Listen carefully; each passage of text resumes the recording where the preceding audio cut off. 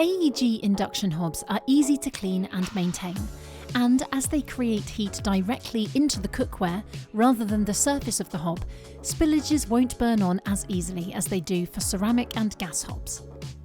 Before cleaning, ensure that the zones are all cool. Activate the lock function by pressing and holding down the padlock icon on your display.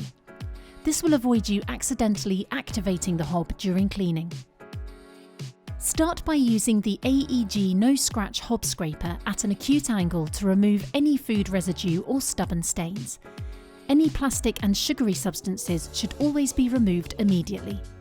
Then, use a soft, moist cloth and a specialist hob cleaning solution, such as Vitro Care by AEG, to deeply clean the hob surface.